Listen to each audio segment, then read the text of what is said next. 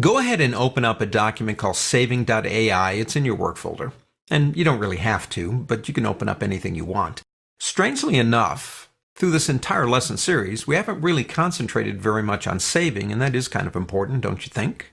So let's go up to the word File on the pull-down menu. I've already saved this once, so I'll have to say Save As, which is fine. It'll give us the same options. And I'm going to give it a different name so it doesn't ask me if I want to override the original, and click Save. Now we are saving as an Illustrator AI. You have options here.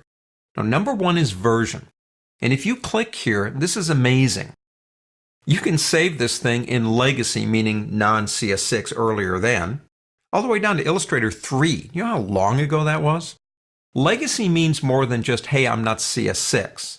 It also does have problems with fonts, especially if you're working with OpenType as opposed to PostScript or TrueType. And if you do save in an earlier version, and I do have people that I work with that are not up to 6 yet, they're working in 5. But what I do is I'll save a copy, make sure it's a copy, and I'll save it as CS5 or 4, and then I'll look at it, because the biggest area of problems is going to be in how it handles your fonts. So you want to make sure it's okay before you do that, but that's kind of neat, I guess, that we have that option. If we want to, we can include our subsetted fonts when the percentage or characters used is less than, and you can change that percentage, less than 100%. We can create it as a PDF compatible file. Now that means more than what it says on the surface of, well, it's a PDF document. It makes it more compatible with other programs.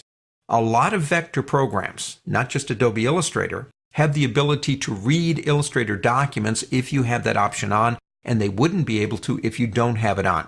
Now it does increase the file size, but it makes the Illustrator document more compatible. So I would suggest you probably want to leave that on.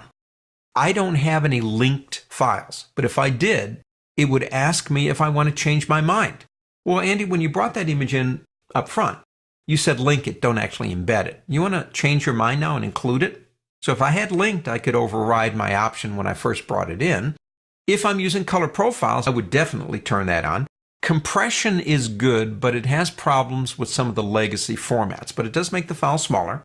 We only have one artboard here, so that's all we get. That's grayed out. But we could choose to save specific artboards.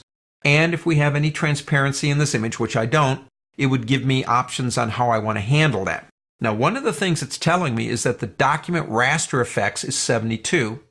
Let's go ahead and get out of here for a second. You say, well, I didn't realize that because actually I'm going to print this thing. So you might want to come up to the word effect and go down to document raster effect settings. Change that, say, to 300. Remember, the operative word is document, so it's going to be the whole document. And you click OK. If we then go back up to File and go Save As again. And again, I'll have to give that a different name.